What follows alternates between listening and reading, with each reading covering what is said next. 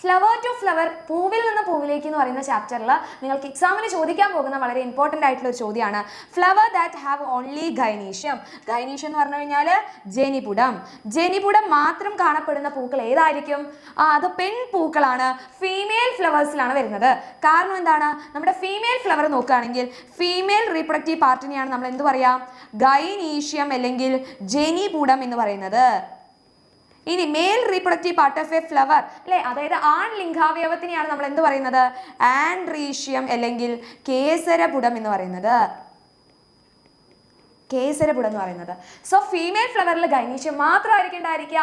Mail flower നോക്കിക്കഴിഞ്ഞാൽ അവിടെ androecium മാത്രമായിരിക്കും ഉണ്ടായിരിക്കുക. ഈ ഒരു കാര്യം മക്കൾ എല്ലാവരും പഠിച്ചു വെക്കണം. ഇനി ആൻഡ്രീഷ്യത്തിൽ ഏതൊക്കെ ഭാഗങ്ങളുണ്ട്, ഗൈനീഷ്യത്തിൽ ഏതൊക്കെ ഭാഗങ്ങളുണ്ട് എന്നുള്ളതും എക്സാമിന് ചോദിക്കും. അതുകൂടി ഉറപ്പായിട്ട് പഠിച്ചു വെക്കുക. എക്സാമിന് ഷുവർ ആയിട്ട് ചോദിക്കും. അടിപൊളിയായിട്ട് ക്രിസ്മസ് എക്സാമിന് മാർക്കൊക്കെ വാങ്ങാം. ഈ ഒരു ഷോർട്സ് നിങ്ങൾ എല്ലാ ഫ്രണ്ട്സിനും ഷെയർ ചെയ്യുക, ലൈക്ക് ചെയ്യാൻ മറക്കരുത്.